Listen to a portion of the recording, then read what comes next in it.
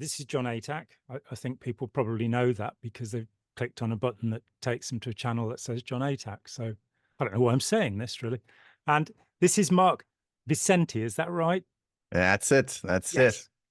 Which is a Portuguese name, and I presumed it was Italian and would be Vicente. But Many people did. Many yeah, people called me Vicente for many, many years. oh, how And horrifying. then in America, it's Vicente. And in Portugal, it's Vicente. Vicente. Yes. Good. Yes. Excellent. So it's always good to find out who we're talking to before we start going. Now, you are world famous for a variety of things, including Mm, The Vow. Yeah. mm. Mm. And Infamous, maybe. Yes. yeah, Yes. notorious. Let's go between. Notorious. Yeah. Yeah. And which I watched with entire fascination. The Hmm. idea that an authoritarian cult could be recorded from the inside over Yeah. such a long period of time with the consent of the maniac Yes. running it. Um, Correct. so let's wind back. You know, there are obvious comparisons between NXIVM and Scientology. It's evident Hmm. that if you mix neurolinguistic programming with Scientology, then their Hmm. bastard child will be NXIVM. Um, Yes. how did you get involved in the first place? You know, so it's a long story. I'll try and shorten it as much as I can. So my, interest in personal development and things spiritual started when I was very little. Throughout the years, I kept on thinking because I wanted to be a filmmaker from probably the age of like 13. I was like, I'm going to make Mm, movies. yeah. So I was constantly thinking about how can I, because I came from South Africa, saw a bunch of bad shit when I was a kid. Apartheid was awful. I thought this is horrible. We have to change things. Mm, Being a kid, you don't know how to change things. And then eventually when I realized that filmmaking was a tool to do that, I thought, yeah. well, I'm going to become a filmmaker. And so, I sort of was making a lot of films and some really great stuff in South Africa because I was working on like anti-apartheid films, which I loved. Mm, But I had my sights on Hollywood. And I eventually, made it to Hollywood in the early 90s and began working on a lot of crap, basically. Stuff just to keep busy, to make money, mm, to get my career going. And I got pretty frustrated after a while because I realized I was just making trash. And I'd had this idea for a long time to try to make something very meaningful. And so in about 2000, I began working on a project. I found a financier who liked what I wanted to do, which is that what I wanted to do was I wanted to sort of take my love of mysticism and my love of science, or what I understood of science and biology, and put it all together in this grand unified field theory film, which became What the Bleep Do We Know? So when the film came out, the organization NXIVM, which had been going for a few years already, they saw the film and they thought, this is the guy that we need to have work with us. And so they began to literally study me. mm, They watched every single interview, TV, radio, everything I wrote, and they sort of built this profile, much as you would in intelligence, you'd build a profile mm, about a target. yeah. I only found this out, by the way, when I left. When I left, Yeah. somebody told me, oh, by the way, this is how we got you. And they figured out what I wanted. And what I wanted was not riches, fame, and power. What I wanted was to make films that could change the world, to make me feel um, worthy, I suppose. Mm, That was the sort of the weakness that was there. Not the weakness. I mean, we all have that, but yes, it was the unhealed part of me that I just felt like if I could just do this thing and make the world better, I'd somehow be worthwhile. And so it was this, driven by this constant pain. And they thought, okay, this is what the guy wants. So they offered me not only they said to me, look, everything that's in your movie, we know how to do what you talk about in your film. And I was like, yeah, everybody says that. You guys are full of shit. mm, But there were a few compelling things that happened. The one was when I finally met them, they were very smart. And I didn't understand anything about NLP or, mm, that you can actually figure a lot of cool shit out about people with these sort of pseudo psychological things, that there are yeah. ways to figure out, as you know, you can profile people very, very well, Mm, especially if they don't understand what you're doing, by asking them a lot of questions. So they asked me a lot of questions and they were very, very smart. And they invited me to the course. And I was like, oh, I'm very busy, very busy. And then eventually I said, yes, I'll come.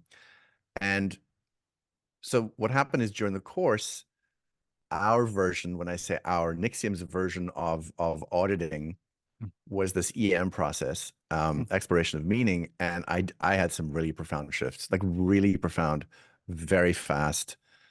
I was able to get over a phobia like that I'd struggled with for years because I Mm. had very bad panic attacks. I got over the phobia just like that, and I'm like, Yeah. holy shit. So that was one thing. And the other thing is when they finally, after the course, when they called me and they said, hey, we want to meet some of the scientists in your movie. You know, can we come pick you up and we'll fly all over the country? And I thought, okay, great. So I met them. I went to the airport. As I was going to the airport, I called. Sorry, what? No. I got the timeline wrong. The day before, I said where, which airline and everything. They said, no, it's private. We're flying private. And so when I went to the airport, I went to the private uh, part of the airport, and they had arrived in a Learjet. And I realized, oh, they own a Learjet. Yeah. And I got on the Learjet. And so the next, I think it was 4 or 5 days, we were flying, all over the country. And they said to me, we can basically finance the films you want to make. And I realized they can because they're damn rich. Yeah. So it was a combination of things that really got me sort of pulled in. They sort of got me, I talk sometimes about, you get people by the balls, but sometimes you can get them by their values. Mm. And they got me by my values. Yeah. I wanted to change the world, make the world better. Mm. And they seem to have the intellectual, emotional tools to do it. And they seem to have the resources to do it as well. So I was like, well, I definitely want to pay attention. And so, Keith Raniere, who is the sort of brainchild of all this, supposedly one of the smartest people in the world, yada yada yada, Guinness Book of Records, which actually was true. He was in the Guinness Book of Records in Australia, Mm. but that it was all bullshit in the end. I thought, well, this guy knows how to really transform the way people feel and think. What if I can do that in movies? And that was the thing I said to him. I want to Mm. do what you're teaching, but I want to do it using movies. And he said, okay, well, we'll think about it. And so basically, I decided, you know what? I'm going to give myself a year to learn everything. Just 1 year, I'm going to learn as much as I can. And then I'm going to go out and, go and make those films. Mm. And 12 years later, I realized, oh, he's a psychopath. That's the fast version. 12 years later, a volley of Yeah, 12 shots years rang later. out and they all fell dead. Yes. Yes. Uh, Yeah. and is it, I mean, this fascinating thing that Raniere, quite evidently from the outside, is a malignant narcissist in that sort of camp, or, one of the variants of sociopathy. Yeah. But when you're next to such a person, they exude um, a sense of power, a sense of, there's a charisma about such a person that pulls you in. And looking at film of him, he seemed to be able to pretend to be humble. He seemed to be able to Yes. come down to people's level and talk with them as if he was an ordinary guy. Yes. Um, and Seem to. yeah, what Yeah. was the promise? Did you think what did you think you'd achieve by when you started in NXIVM? Well, the one thing is I recognized that there were things I struggled with. I had a lot of struggles with anger at that point, a lot of fear, a lot of anxiety, a lot of insecurity. Um, I also, they pointed out very early on that my ways of fixing the world involved, a certain amount of intellectual violence, which wasn't going to solve anything. And that was all true. I thought that ridiculing people was going to change things. Mm. Um, so the promise was a number of things. The one was that I would develop the emotional maturity and the mindset to be able to create the works of art film that I wanted to, and also a kind of emotional freedom that I wanted. Because the thing, when you look at Raniere, he seems a certain way. I could never have imagined at the very beginning that I was dealing with somebody with a major pathology. Mm. What I saw was somebody that was very even, had a very good sense of humor, didn't have a lot of emotional ups and downs. Mm. And I mistook that for emotional maturity. Yeah. I didn't understand that, you know, one way to have not have a bunch of ups and downs is because you're a psychopath, because you don't have ups and downs in that way. Yep. And if you're very good at mirroring people, which he was very, very good at, Mm. someone like myself who had no training in this area whatsoever saw somebody that seemed really evolved and kind of bordering on enlightened. Yeah. You know, I never saw him as like a god, Mm. but I saw him kind of close to, you know, kind of close to the ideal human being Mm. that I myself, you know, hoped I could be. And he, I mean, I won't deny he was smart in some ways. Mm. You know, if you didn't understand what he was doing, he seemed especially smart. You know, some of what I call the word salad, some of the word salad actually made sense. Mm. You know, it's just that he was using a sort of a framework. How can I explain it? And maybe you'll understand this very well, you of all people, because you know, if you look at people and you're looking at the markers for what is a suppressive impulse in a person, Mm. you start to see it everywhere. Yeah. And so from that perspective, it was like, oh, I was seeing it in people and I was seeing it in myself. And I suddenly felt smart, you Mm. know, which is another thing I always wanted. I thought I wasn't smart enough.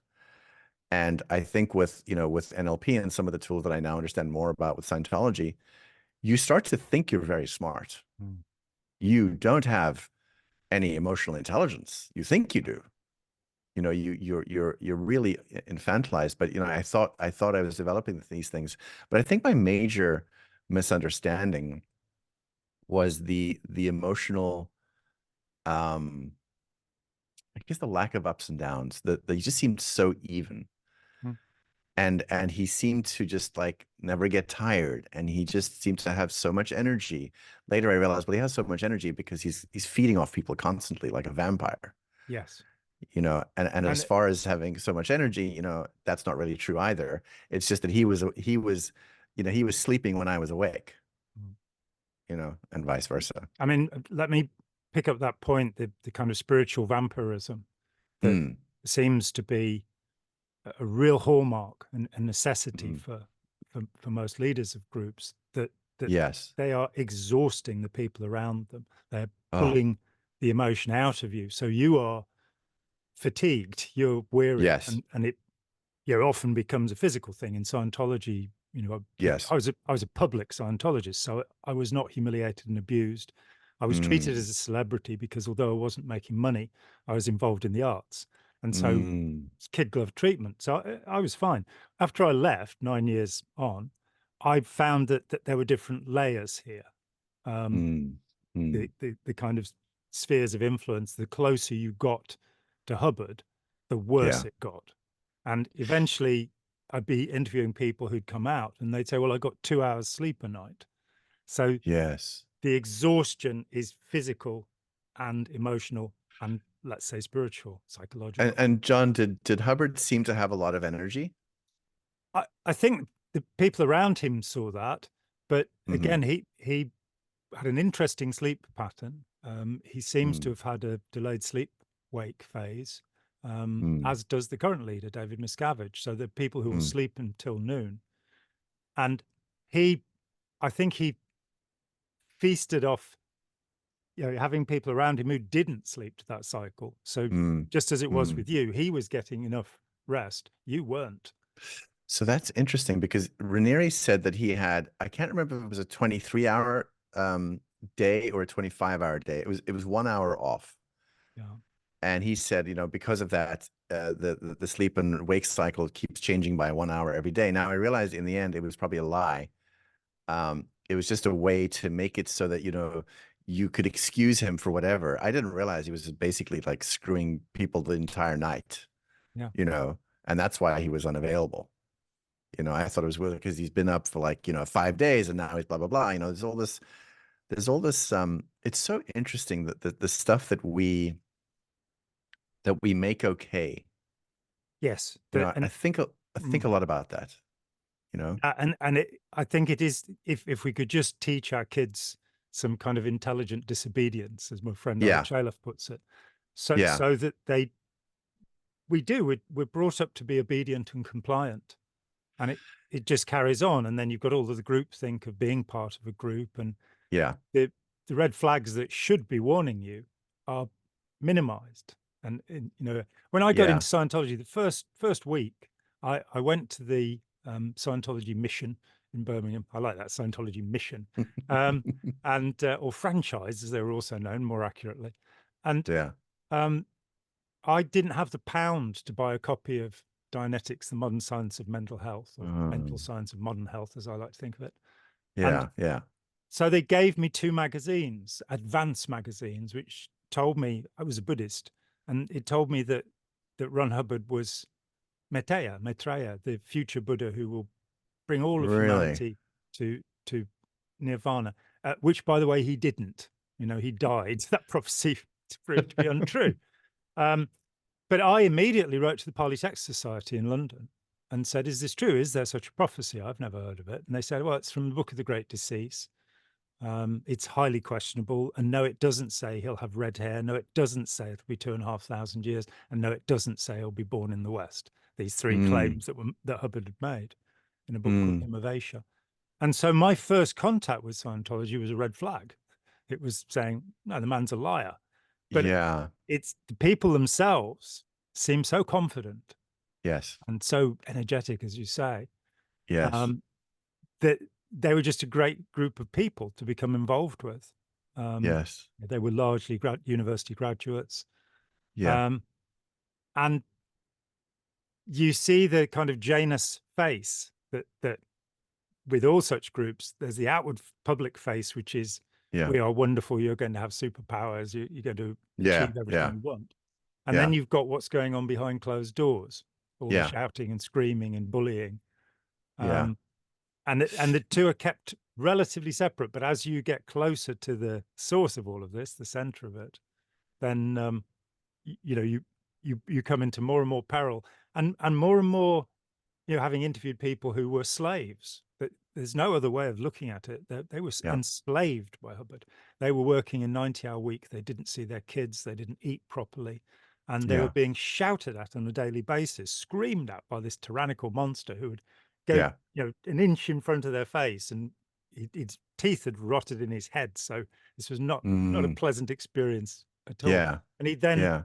rip at you to try and find out what would traumatize you the most. And you're kind of going, hang on, I thought this was a way of Yeah. relieving trauma, this whole thing. Yeah. But to keep it Yeah. running, you've got these people who are in constant fight or flight and in a state of Yes. fear, you know, while having to pretend to the outside world that they're Yes. enthusiastic. You know? Yes. That's very consistent, actually, because that's, I mean, when I woke up, so 2017 is my wake up at the beginning, a cascade of trauma and stress I became aware of in my body. Yes. And one of my earlier phone calls when I woke up is I called you know, Rick Ross. I'm sure you know Rick Ross. Yeah. And I spoke to him because Rick Ross was enemy number one, and I had a chat with him, and I said, "You know who I am?" He says, "I know exactly who you are." He was still assuming I was in, and I told him, "Well, I'm out," and you know, I was a mess. I was a mess, and he said to me some really interesting things. He said to me, he said, "You know," I said, "I don't know what to do," and blah blah blah. You know, I was just decompensating completely, and he said to me, "Look, the first thing you need to do is you need to really sort out real fears and the unreasonable fears you have." Yes. Yeah. Like, he's not a god. He can't read your mind. You know, he's a fucking idiot. He can hurt you. He can litigate you to death. He can do all those things, but he can't do the mystical stuff. Yeah. And I was like, that really was helpful. And then the other thing he said was, all of the trauma and all of the unresolved things have been compartmentalized in your psyche. Yeah. And they will start coming out now. And so what you'll be feeling is the unresolved things. And I thought, oh, well, okay, that sounds okay. It was insane. Yeah. The amount of stuff that came out. And, you know, I was having all kinds of suicidal ideation, and it's just that the level of trauma. And it's funny because when I was out and I wrote this long letter to the inside, I wrote my, it's funny, I'm about to say this, my Jerry Maguire letter to the inside. And one of the things I'd written in one of my letters was, you know, about how everybody thinks that they're okay, but they're not. And I said, if you look at Tom Cruise, jumping on that couch in that talk show, that is not a man that is okay. No. That is a man that is deeply inauthentic, who doesn't even know what he's feeling on the most surface of levels. And I was trying to explain to them, like, you're not okay. And of course, they in turn thought I was insane. But I see that as a very common thing. And then later, as I began to sort of unravel, I saw, well, that's what happens in abusive relationships as well. Yes. The person that's being abused, let's take a female that's being abused, in an abusive relationship where she's trauma bonded, she doesn't know how she's really feeling Hmm. until, finally she realizes, oh my God, this man doesn't love me, or whatever it is. And I realize, oh, it's very much the same thing. The level of denial and compartmentalization is so profound. Hmm. It's so profound. And I don't know that I would have believed it unless I experienced how absolutely messed up I was. And I was messed up for years. I mean, we were making the vow when we were screwed up. Yeah. I mean, I was working with the FBI, and I was a mess, and they knew I was a mess. I went into the trial like, barely held together emotionally. Hmm. But it was necessary. I was doing the necessary things. But it's a long way of saying, yes, John, you're absolutely right. You're absolutely right. Yeah, and it is interesting. The compartmentalization is a fascinating aspect of this. I remember Mm, sitting with he was a Harley Street doctor who was very successful, and one of the most fact-filled human beings I've ever met. He'd been to Oxford, he got a first at Oxford, all of this kind mm, of stuff. And I'm sat mm. in a room with this guy who's explaining to me why Ron Hubbard is right, at a point where I've the whole thing's evaporated for me. I have Mm, seen the Wizard of Oz behind the curtain with the megaphone. mm, I I mm, I understand it. And there's this mm. guy explaining this to me. And when we're talking about anything else, he makes sense. Yeah. When we're talking about nutrition, which he was an expert on, he was very sensible. He said things like, the washing up liquid we use, the kitchen soap we use for our cutlery and Hmm. our plates and what have you.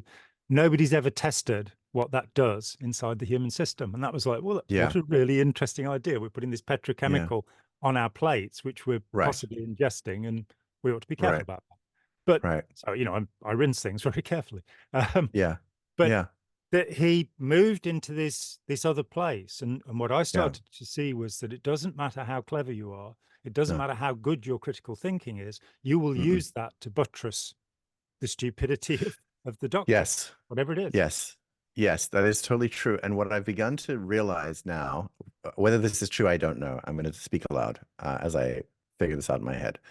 Um, because I did have a certain amount of smarts. Mm. And it was one of the things that people always said, like, how did you fall for it? I mean, you're supposed to be smart. And I would just say, well, maybe I'm not fucking smart. Maybe I don't know what I'm talking about. And they go, no, no, no, no, you're smart. And I would say to them, because they don't get you on your thinking, they get you emotionally. Like, Absolutely. now I understand, and I'll take the example of the person you were talking about. There must have been for him something he desperately wanted so much because of some terrible, terrible fear Mm. that nothing else mattered. Mm.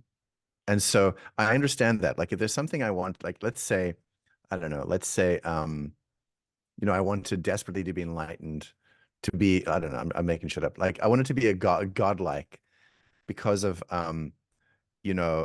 terrible feelings of insecurity. Mm. Because when I was a kid, I wanted to be Superman. Like, Absolutely. because I felt insecure. Yes, it was cool, but I felt terribly insecure, and I sometimes actually, when I was a kid, used to wear my little cape underneath my clothing. Ah. But the problem is we grow up and we kind of do the same thing. It's this weird intellectual emotional game we play, and Mm. I think, okay, so if I'm in this place where I'm so afraid of insecurity, I never want people to see it. That terror drives me to have, some kind of a messianic delusion. And so nothing else matters. Mm. I'm now understanding the delusion is held in place by the terrible, terrible unresolved fear. Mm. And I get it now. Like, it doesn't matter what the fear is still there. And I found that very intellectual people that haven't explored themselves emotionally are unfortunately ripe for this kind of thing, I think. Yeah, I think that's true. And my friend Joe Zimhart would point to Ernst Becker and say it's the fear of death. And I think in one way or another, it probably is. Though I came to Scientology from a Buddhist background, and so when they were talking about how wonderful reincarnation is, I'd be going, no, it's the fear of the eternal return. That's the Hindu and Buddhist idea. You don't want to be coming back, and so you've got this idea that what you're trying to do with Buddhism is to discover that you don't have a self, so that you can melt back into nirvana and everything will be lovely. I'm not a practitioner of that anymore either. But in Scientology, you've got this opposed thing, which is you're going to become superhuman. You use the word enlightenment. That was very much my goal all the way through Scientology and beyond. And so 10 or 12 years ago, I finally just went, no, this is not for me. I'm never going to achieve it. I can't see that anymore. And B, it's not what's important. And I think what I realized was that I got in Scientology when I was 19 because I'd been off playing in a band in Toulouse, and I came home. Yeah, that's right. My girlfriend was gone. She'd disappeared. And it took 4 days to find her. And I found that she was going to move to New Zealand with one of our friends. And I'd come back from having a week without enough food the last week in Toulouse. And I had, fascinatingly enough, it was November the 5th, 1974. And I remember being on the coach to take me back home from the airport. And there was this incredible autumn happening around me. There was this real lift, this amazing high from this thing. Then I get home and find she's gone, and I plummet down to the other end of the thing. Now, realistically, it's we weren't two people who were meant to be together. Full stop. No, that's all there was to it, for whatever reason. So it was a good thing that she'd gone, but I couldn't deal with the emotion. And I don't think it was because I loved her. I don't think it was because there was a proper attachment. I think it was just my hurt pride, this. And so what I desperately wanted was equanimity.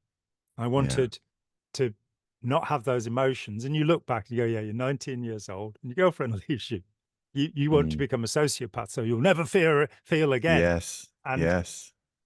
Find yourself, caught in this place where they're promising you in Scientology, we can give you that. That's easy. And you never get it. You never actually address the stuff that was significant. I never had an auditing session that was to do with that relationship. It never came up. Really? And nature took its course. A year later, I'm not thinking about that anymore. But I've become focused completely on this. I have to cross this bridge or climb this bridge. One of the confusions in Scientology, the bridge goes upward, not across. And when you get to the top, who knows what happens? And I went through all of that. I did, I attested to clear. I did 6 major auditor training courses, and I was totally and absolutely committed. When I left because I thought Hubbard was gone and these young bullies had taken over. I was wrong. Hubbard was very much still in charge, though suffering from a certain amount of dementia, it would appear. So some of the things that were coming out were a little stranger. I want Scientologists to survive World War III, for example, which we haven't had to do yet. But so I left because I was a true believer. I didn't leave because I'd found there was something wrong with it. And then I found myself at the middle of the UK Scientology independent movement, and about half the membership left between 82 and 84. Just maybe 40,000 people involved and about 20,000 left. And I loved these people, these independent Scientologists. They were great, but I didn't believe any of it anymore because I'd seen enough documents on Hubbard from a journalist called Michael Lynn Shannon to show that Hubbard was a fraud. And I clicked onto this one concept in Scientology, which is honesty is sanity. Aaron Hubbard said honesty is sanity. And so he was evidently dishonest and therefore, by his own definition, insane. And what was I doing believing this stuff? And I then had to exclude it all. Rather than saying, well, I'll use it to look at it. He's saying, well, if any part of this model is wrong, then it will lead me to the wrong place. And as soon as I stepped outside it and kind of went, I'll incorporate any of it that makes sense to me in the Yeah. following years. That was 40 years ago. I've Yeah. I've never had the desire to pick up the cans again. I've never Mm, floated at all. It's all, mm, I was lured in. And you do have that question. How come somebody, I was used as an example, an expert on terrorism, Kapta Akhmedova, who studied the Black Widows in Chechnya, suicide bombers in Chechnya. mm, I contacted her over a story that was to do with, she dealt with an outbreak of mass sociogenic illness in two schools mm, in Chechnya, and more than 100 people were involved. And she'd managed mm. to get them all down, and they were hospitalized, they were projectile vomiting, Wow. trying to kill themselves. Wow. And she, one by one, had sorted them out. And I'd written about that, and my editor said, "But you don't know enough about it. Where can you Mm, find out more?" I said, "Well, there was a little article in New Scientist, and there was, what do you mean? This is mm, all there is." And he said, "Well, why don't you contact her?" It's like, oh, mm, there's a point. So a psychologist in Chechnya, how am I going to do this? And of course, she'd been affiliated with an American university. So there was an email address. Within mm, 24 hours, there she is. And she amazed me. She said, "I found your book very useful." And sort of, what is a Chechnyan psychologist doing reading a book about Scientology? And mm, then as we got to know each other, I found out why it was useful. She used mm, the book, just the first 4 chapters of the book, which are my account of my own life in Scientology, to say, you see, this guy seems reasonably smart, and yet he was taken in. mhm, And mhm. there are kind of different kinds of smarts. There's the kind of vulpine cunning, the fox-like Yeah. cunning of Yeah. Raniere or Hubbard. And then Yeah. there's, you know, the, the development of the intellect and the understanding of problems of engineering, of science, Yes. and when we start mixing and matching, you get into this place. William James talked about feelings of knowing, Yeah. essays, feelings of Yeah. certainty. And we travel into that place where we believe fervently. We start to Mhm. grab hold of this stuff and say, this is really meaningful. For me, Mhm. leaving was just an incredible liberation. And Mm. I saw hundreds of people over the years who had been devastated by this thing, Mhm. because what had been done to them was just too Yeah. extreme, just awful. Yeah. Ron Hubbard throwing people overboard into the human sewage in Corfu Harbour as a part of their spiritual training, because they'd been 2 minutes late for a course, with their ankles tied with a blindfold on, and being thrown 25 to 40 feet. Our high diving boards are at 14 feet here. So Mm. just traumatizing people and getting them to do Yeah. this. Finding Yeah. out that was enough to for me. So, now how do I understand it? How do I understand what is it they're doing? And so many people, I fear, they'll walk away from a group, they'll say, "Oh, it's wrong, I don't want to do it," but they Mhm. won't come to an understanding of how they were Mhm. attracted, what kept them Mhm. there, and Mhm. how to release themselves from the continuing influence of the group, because of I course think you've that's a big thing. ingested it, absorbed it. That's a huge thing. And you talked about the different kinds of intelligence, and I Mm. add to that, emotional intelligence, really being Absolutely. connected to your own gut, Mm. um, and knowing your internal geography, like understanding your feelings and understanding that you're not your feelings, but you're having your feelings. Mm. I feel if we had more of that, it would be harder. Mm. Like I feel like if we knew what are my wounds, what are my weaknesses, what are the different things, if we knew what they were, we couldn't be got. I was thinking back, I'm in Lisbon today, and years ago in 1989, I was in Lisbon. I was a young man, and my mother was working for the South African government, and I went to the embassy to go have to meet up with her, and she says, "Oh, the intelligence guys want to take you out for lunch." Now I was a college student at that point, and so I Mm. said, "Great." So I went out for lunch with them, and they took me to the strip club. And what they were trying, and this is the third attempt that they'd made, in different places, like two other attempts in South Africa, and this is an attempt in Portugal. They basically said to me, and the girls were beautiful, and I was like, I don't know, 20s, mid-20s or something. No, I was early 20s actually, sorry. 24. I was 24. Okay. Beautiful girls. And they said to me, and they could see I was looking at one in particular, and they said to me, which one do you want? I was like, what? They said, which one do you want? Can I have whichever one you want? And I sort of began to realize like, oh, Jesus, they're trying to recruit me, you know? And it was interesting because you can't get me on that. You can't get me on sex, you know? Yeah. I was not gettable that way. Had I been gettable, I would still be in intelligence. Yeah. Today. And so I think about that a lot. And I think about, you know, if you can figure out where you're gettable, what the fears are, what the wounds are, you know, that's really useful. You know, that's a really good thing to know. And then I just want to go back to the story because I do remember vaguely, I don't know if it was Mike Rinder that told me that story about throwing people in the sewage. I think it may have been, but I'm really interested in also this thing, this bystander thing where we watch things go on that go against our deepest moral fiber, and we make it make sense. Yeah. You know, I'm so interested in that because I remember, you know, there were times in NXIVM where Raniere was, you know, lambasting somebody, and I'd sit there and go like, this is not right. This isn't right. But I wasn't saying anything.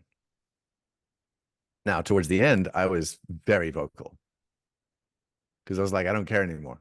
This shit's not right. That shit's not right. You know, it was a little bit of a weird kind of I don't give a shit. You know, the shit's so fucked up. I don't give a shit. I'm just gonna say what's not right.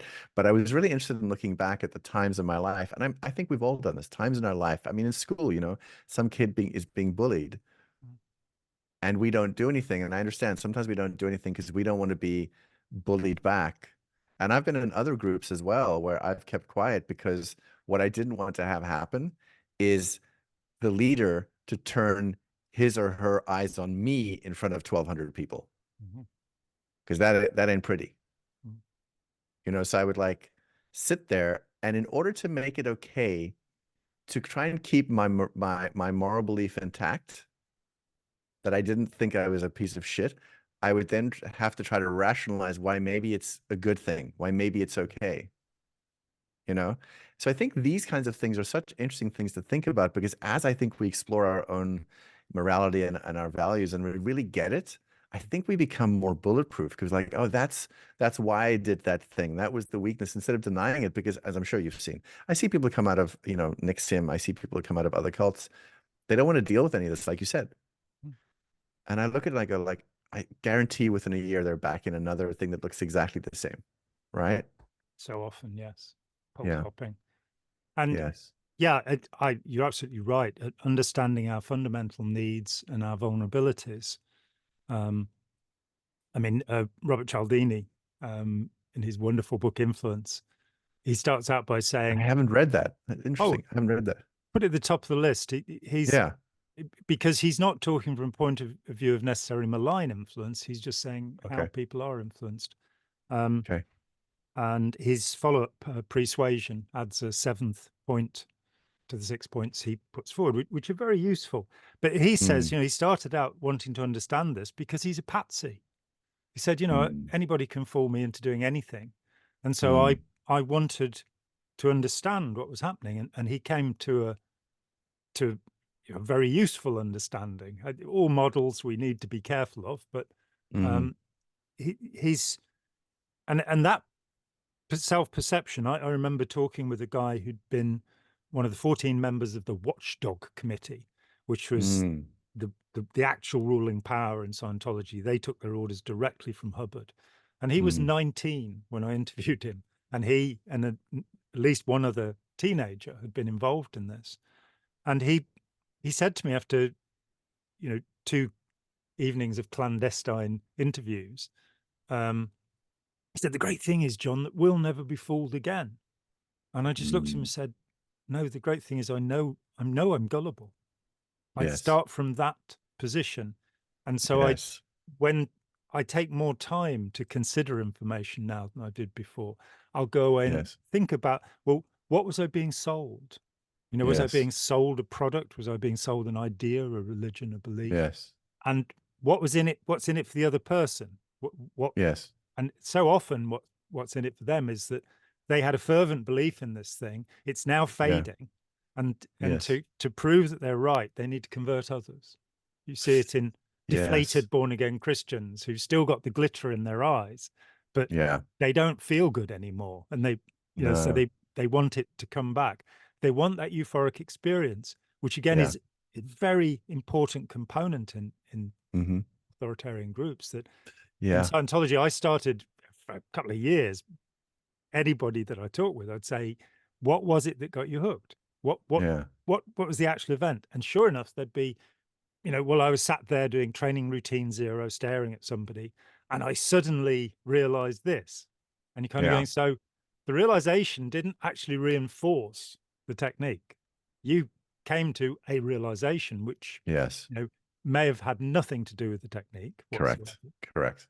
Um, and often what is underneath that is simply a sense of euphoria. In Scientology, nearly all of the procedures, and there are about 2,000 actively, maybe more, in use today, Hmm. and there have been Hmm. about 10,000 techniques that this Hmm. mad man chucked out there. But nearly all of Yeah. them, you are meant to reach a point where you have very good indicators, Yes. which is to say, you know, it's Hubbard speak for euphoria, which is, Yes. of course, a normal aspect of hypnotism. Yep. Guide somebody's imagination, you get them to think something, then they will feel euphoric. And if Yeah. you recognizing that, that's the moment to stop. When somebody's Yes. in the euphoria, get them Yes. out, get them to write a little testimonial, a success story, Yes. and then, of course, get them to the person who's going to sell them some more Yeah. Scientology or Yeah. whatever. Yeah. So you're using that euphoria, and people, I think, become addicted to that.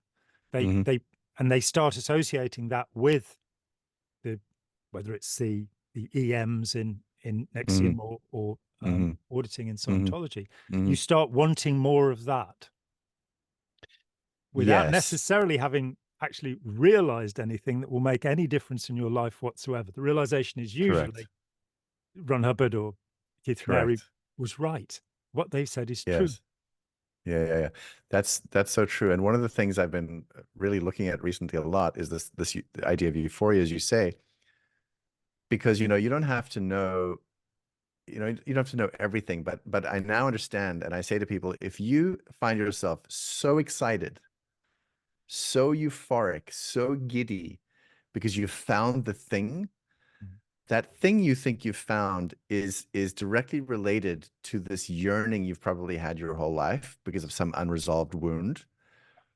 That's very dangerous. And I, one of the things I was telling somebody the other day is like, think about teenage infatuation. Mm. It's stupid, and you do stupid stuff. It's stupid. It's so chemical. And like, Mm. when you look back, you go, oh my God, I can't believe I did that. I can't believe I did that. Or, oh my God, they got pregnant. And whatever the stupid thing is you did. I think it's very much like that. And I think that euphoria, as you say, is an amazing warning sign. And Mm. so what I've been doing, personally for myself, and also I've been talking to people, there's one training I did. I was, we were talking about this, how if you feel the euphoria, if you can bring back the euphoria and feel what it feels like, and then start to track it back, like start to go back to what is the thing that the euphoria solved? Because if you can figure out what it solved, now there's the gold mine of a wound that if you can resolve it, you might not fall for it in the same way. And I'm kind of like you in the sense of like, I know now, I understand now my gullibilities. Like if somebody says, would you ever join a cult again? I say, I don't think so, but let's see. Yeah. Let's see if I have developed myself enough to know myself well enough. Mm. We'll see. Mm. As opposed to like, no, I have certainty, like it'll never happen again. Because, like every day in business, you get involved with somebody and they misrepresent themselves and you believe them because you don't lie and you don't Mm. know that they're lying, and you realize, like, they're full of shit. They're lying. And I believed them. And it turns out, a couple of weeks later, I'm like, oh my goodness, there it happened again. You know? Absolutely. And understanding that um what you say about infatuation, that when I've put you in touch with my friend Yuval Laor, who's Yes, I'm very excited about that. just an incredible mind. And Yes. he, when we first met in 2015, he explained the simple basis of his model, which all comes Mm, out of contemporary thinking about evolution, not the kind mm, of Mendel Dawkins selfish mm, gene stuff, which is mm, gone since the 90s, really, among biologists. But mm, the acceptance of epigenetics, mm. change in a single generation, and also the acceptance of cultural transmission. That so when you look at Yes. something like language in human beings, this isn't simply an evolutionary process. This is a Mm, transmission that allows mm, us much greater comprehension than our mm. pre-linguistic ancestors would have had. Um, Yeah. by looking at that, so he looked at the different kinds of love, and he got the love for parents, the love for Mm. siblings, and this idea that the teachings of the cult are like the baby, and if you Yes. mustn't say anything rude about somebody's baby, because they'll Yes. so, Yes. Yes. and you've got those relationships, and I sort of looked at this and went, this is absolutely brilliant. What about infatuation? Yeah. Where does that fit in? This is not a familial form of love, and I Mm. think it's the driving force for most of us, that we want Yeah. something new, we want something fascinating. By the time it Yeah. arrives from Amazon, we're already on to the next thing to get Yeah. us the thrill. Yeah. And I think, yes, yes to everything you said. And I think that one of the things I would like to talk to him about, and thank you for the introduction. I'm Mm, very excited to talk to him. Um, I've also at the same time, so I've had the infatuation, I've had the sort of, the that feeling that I believe is this divine whatever connected to God, yada yada yada, and your cognition just goes offline completely. mm, I've had that. And then I've had also deep experiences, usually on my own, of a deep, deep flow state and a deep, deep, connection to myself and to usually nature, mm. Yeah. where I feel to some degree boundaryless for I'm never sure how long. And it's wonderful and it's healthy. I Mm, think it's healthy and it's not desperate and there's no fear. And I don't have an adequate way to talk about it. And I think that what happens is sometimes certainly in cults, those things get mixed up. I think people do have some profound experiences. yeah. And then those profound experiences are assigned to the leader or assigned to the education. And for me, that's been the very hard thing to pull apart because I just threw everything out. Mm, Like you, I just said, screw everything. I'm not looking at any of this shit anymore. Screw religion, screw God, screw it all. Everybody who's teaching the stuff is an asshole. And it took me, pretty much after the trial where I went to go lick my wounds and we moved to Portugal and my wife and I just stared at the ocean every day. They were just so just beaten up. yeah. And then bit by bit, I began to have certain feelings that were like, well, what is this? Is this that unhealthy feeling? And I realized, no, this is actually kind of healthy. This is a feeling I'm having. I can't attribute it to anything because I don't know. Mm, But it feels like it's helping me regulate my nervous system. It was, I suppose, a healthy kind of meditation. And I see that, that people have them all mixed up. But the thing I'm seeing more and more is that it's not euphoria that I'm describing. It's mm. it's I suppose it's peace, and it's not dissociation. Mm. Where It's I'm really quite the seeing that, opposite of dissociation. It's being yes, in associated with. Yeah. being very deeply associated, being very, very embodied. But when I do see people now that are in that euphoric state, I sometimes go like, uh-oh, I don't know what's gonna happen, but it may not be good. Yeah. But I I understand now. I get it more now. Yes. And I mean, Yuval focuses on awe and says, Mm, this is neither a good nor a bad thing. mm. I did try and get away with saying, well, there are awful things and awesome things, but he wasn't going to have that simple word. Interesting. But Interesting. it is true that we can be terrified, we can feel a sense of awe. Yuval will go whale watching because Yeah. he's huge, huge man. He's 6'6" tall, and Oh, so to really? to get a sense of awe, he needs something quite big. So he goes and watches the whales off Interesting. Baja California, um, Ah. and he seeks awe experiences, and as we'd all agree that these can be very positive. It's only when they're attached to something where Yes. somebody Yes. is now has control over you or something, that the Yes. feeling that something, feeling of connectedness, Yeah. whatever we call that. You see, I went the other way when I'd never stopped studying religion, but I Oh. stopped believing in God at the age of 13. Mm. But I'm fascinated by what people believe. And Mm. it somewhere, as I say, about 10 or 12 years ago, it stopped being a process within myself where I was trying to discover something and Mm. became a comprehension of the routes down which the mind goes. And if Mm. you believe this, then you'll believe that, and you'll go Sure. down that. It's been said there are only 5 philosophies. You have Hmm. Plato, Aristotle, the Cynics, the Stoics, and the Epicureans. And between Hmm. them, somebody will, by temperament, be one of those 5 things. Mm. And they will, follow Plato's notion of ideal form, and or they'll have the Mm. more scientific idea of Aristotle. And Mm. the Cynics weren't cynical, which is a bit confusing. For myself, Yes. I rest at a kind of Stoic Epicureanism, the, Yes. the kind of Yes. Marcus Aurelius miserable Stoicism. I don't see the Yeah. point. And Yes. again, it's why I reject Buddhism, because it isn't all suffering. Yeah. And I'm Yeah. not trying to escape from it anymore. Yeah.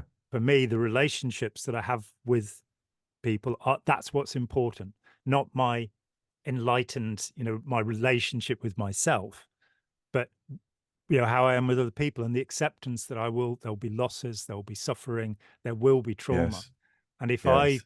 am supportive of the people I love, some of them will be supportive of me when I Yes. need that. And as a Yes. community, we therefore survive and Yes. and actually have a pretty good time. That's something that really changed for me after, I was tortured. I was Mm. desperately seeking some kind of consolation in my life. And Mm. Scientology, after 9 years and achieving the height of operating Thetan level 5, Mm. Scientology had actually left me in worse condition than I'd started Oh. out, because it had set about eroding compassion. You have these value judgments about, you are the elect, you are the superior people, Yes. and what happens to hoi polloi is, you know, Yes. and it's not expressed in that way. It's Yeah. actually running through your whole being, this sense of Yes. superiority, um, Yes. and godlikeness. And then Yes. when you realize that none of it's true, that you don't Mm. have any, you can't, use your willpower to conform the universe to what you want. Mm. That ideas like karma it's just too silly. Just in Mm-hmm. engineering terms, you just can't put 400 people on a plane who've all come together under the law of karma, and the plane crashes. It's like the mathematical, mathematics necessary to do that are just Yeah. utterly imponderable. But Yeah. we like simple solutions, and once people Mm. have got these ideas in their heads, they will run along those tram lines. They'll say, this explains everything. It's a just Yes. world. And what happens to people is they pull it in, as Oren Hubbard Yeah. put it. Yeah. It happens to them because of the bad they've done, or, there's less emphasis in Scientology on because of the good they've done. Mm. But the reality is much more complicated and much more wonderful than that. And I find that by, I've done deep dives into Sufi teaching, into Mm. Buddhist teaching, Taoist teaching. I've translated the Tao Te Ching. I've spent, Wow. 50 years trying to get my head around what's in there. Wow. But I've come to a point where I'm content with the world. Yeah. Who knows how long that will last, Yeah. Um, Yeah. but the last few years of my life, uh, without really any concern for the mystical, though I will make the same claim that Eric Fromm made, which is that I am a mystical agnostic. That, Yes. I want to know the truth, but as yet nobody's convinced me utterly of anything Yeah. from the Big Bang to the creation by God. I'm not convinced of Yes. any of it. Yes. No, I feel very much that way as well. Like I a lot of the way I think now and I feel is I just don't know. Yeah, And some of it I don't care agnosis. about. I don't care because Isn't like, that fascinating? Things that we used to care passionately yeah, about. Sort of, yeah, I that's live what or you I die. said. You know, Yeah. Don't mind dying I as long was as I'm not there when it happens, you I know. was obsessed, and now it's more like, I don't care. Are you an asshole or you're not an asshole? You know, it's like super, super, super simple.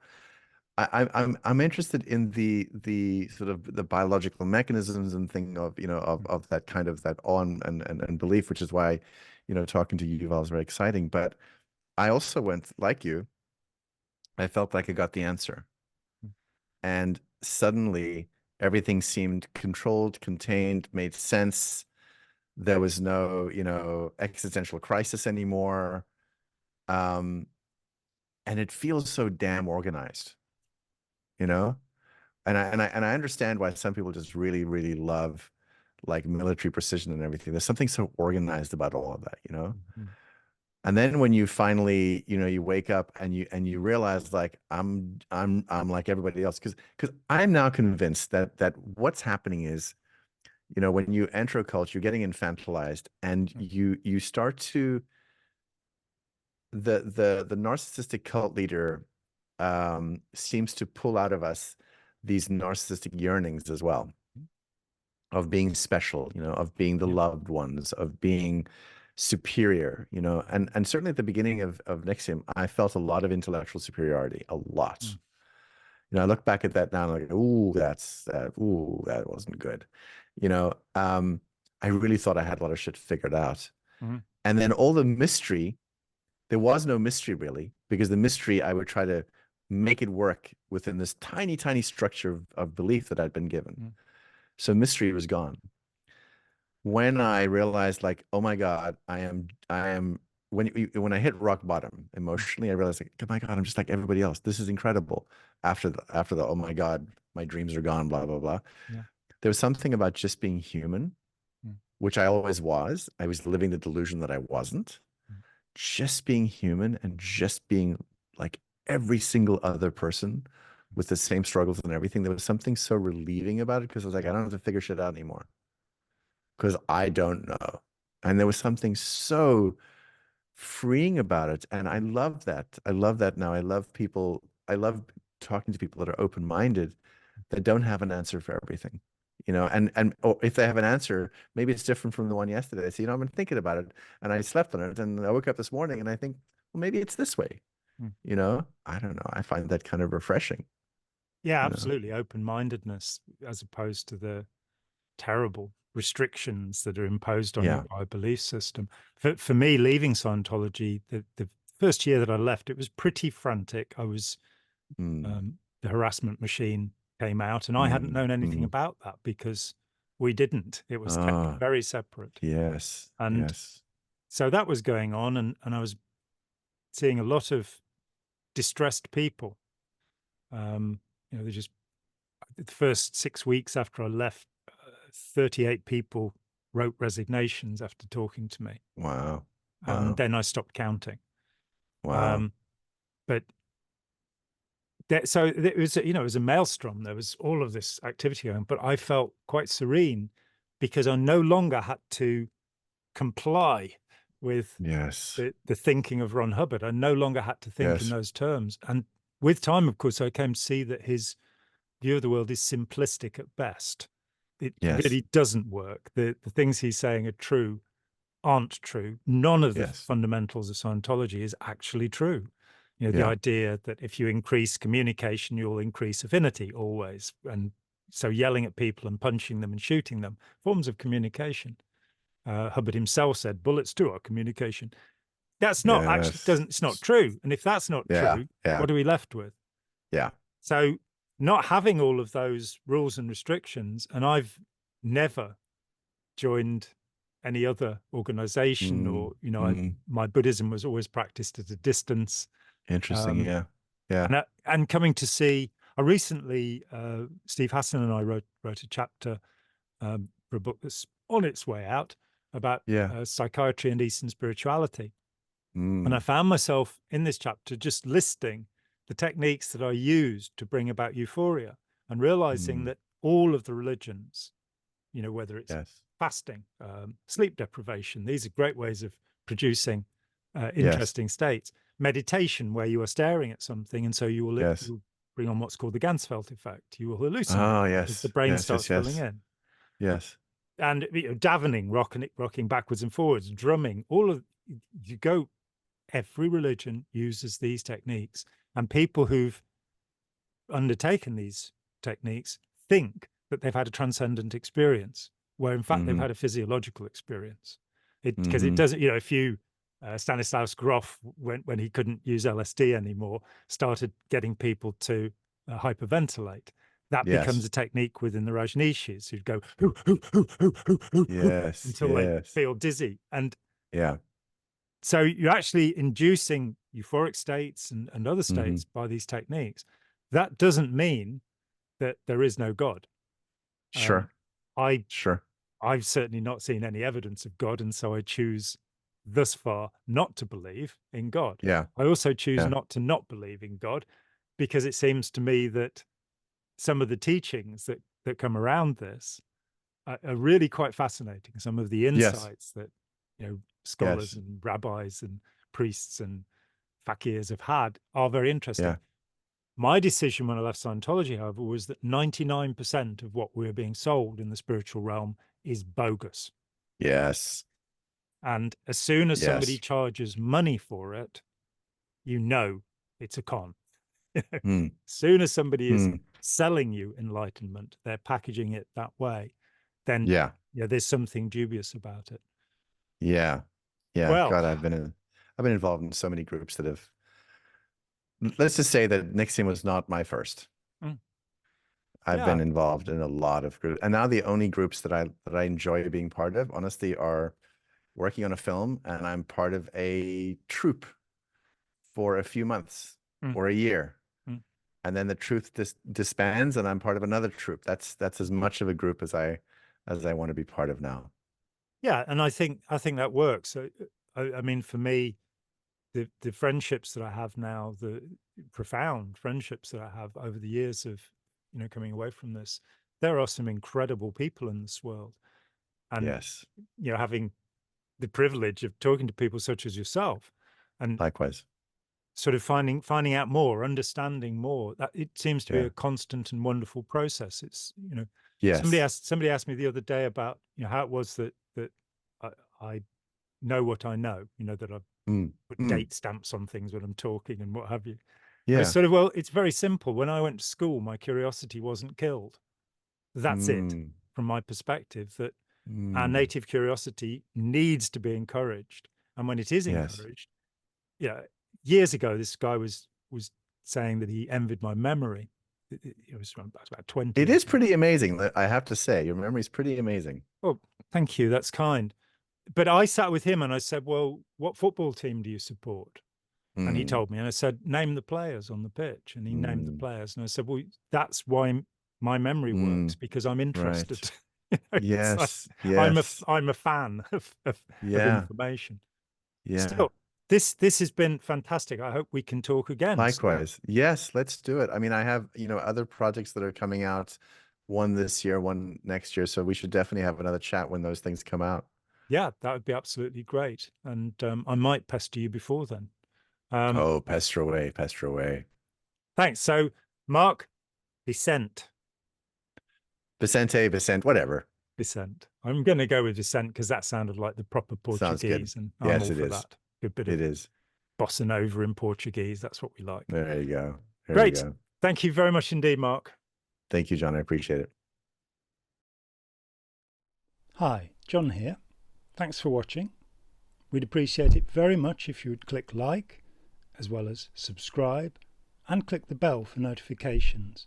Every dollar helps, and we welcome new patrons on Patreon, or you can make a one-off payment with any currency through PayPal. Thanks so much.